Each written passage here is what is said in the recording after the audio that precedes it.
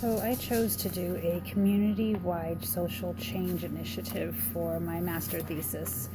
And I'm using a lot of tools for my research is going to be based on a lot of research that has already presently been done in order to initiate my social change initiative. And finishing my final paper over the weekend, I found a couple other resources that I could use for demographics, statistics based on not just the Pine Ridge Reservation, but also Native Americans throughout the United States. Their poverty levels, their incidence for heart disease, diabetes, suicide rates, I think unemployment rates. One of the ones that I found was the American Indian Humanitarian Foundation. They have a bunch of demographics and statistical data on just the Pine Ridge Reservation. They've spent a lot of time researching the Pine Ridge Reservation and researching the issues that they have and kind of going in depth as to what is happening to the tribal members that live within that reservation.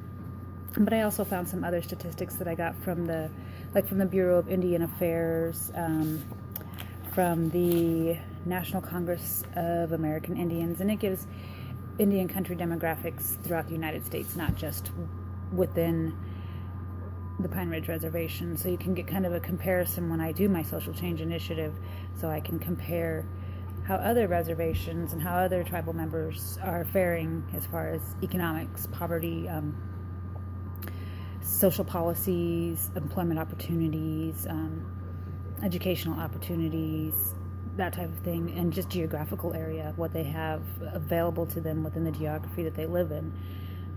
I wanted to make sure that I wasn't just singling out my reservation saying that they were having issues that some third world countries have. I wanted to make sure that wasn't just the norm for the reservations. And doing the research that I've done, I've found that it isn't just the norm for all of the reservations. A lot of the reservations, they have poverty rates are higher, homelessness is higher, alcoholism is higher, suicide rates are higher. But Pine Ridge Reservation is kind of unique in the fact that it is so isolated. There's, the nearest grocery store, and one of the things that I read, now the nearest grocery store, I believe I put it in my final paper today, is 120 miles away. You think of that, what can the residents on the reservation do? I mean, if the nearest city, metropolitan area is 120 miles away, that's a long ways to travel to and from work every day. That's a 240-mile round trip. Under good circumstances, that's a 4-hour commute, but it's South Dakota. The winters there are harsh and the winters there are long, so they would be trapped within their working area if a snowstorm came, or they would be trapped at home if a snowstorm came because they couldn't make it to work.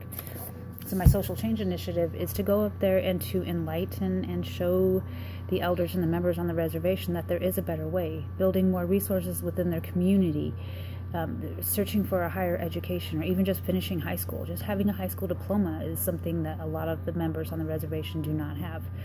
Expanding their horizons when it comes to educational opportunities, expanding their horizons when it comes to their children leaving the reservations, going and getting educated and lifting themselves out of poverty and not having to feel as though they're abandoning their culture and abandoning their people. They're not abandoning their culture and abandoning their people. They're trying to make their lives and future generations' lives better for them and to lift them up out of that poverty and stop that cycle.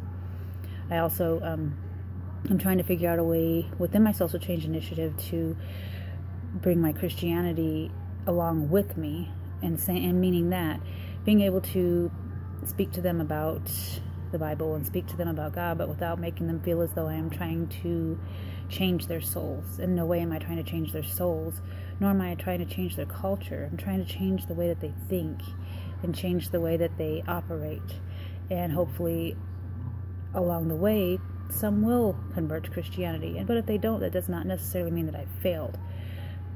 Me going up there and speaking with them and trying to initiate these policies and getting even one person to listen or one family to listen to me, that's not a failure. That's me opening somebody's eyes. Because when I leave, if I've opened one family's eyes, then they will speak to other families, and hopefully by listening to other family members, my social change initiative will eventually take hold. So my goal is to make it a better place for them and make it to where it's a great place to raise a family, where they have running water, electricity, they have opportunities, there's jobs, there's food to feed the family, they have opportunities for education, opportunities to build a better home, opportunities to have a better infrastructure, opportunities to travel, and opportunities to pass down a different legacy to the generations to come. So I hope you enjoy my presentation. I hope you enjoy my final rough draft, because it is a very, very, very rough draft. And I look forward to working on my thesis over the next 6 to 7 weeks and seeing how my social change initiative can come to light. Thank you, and have a good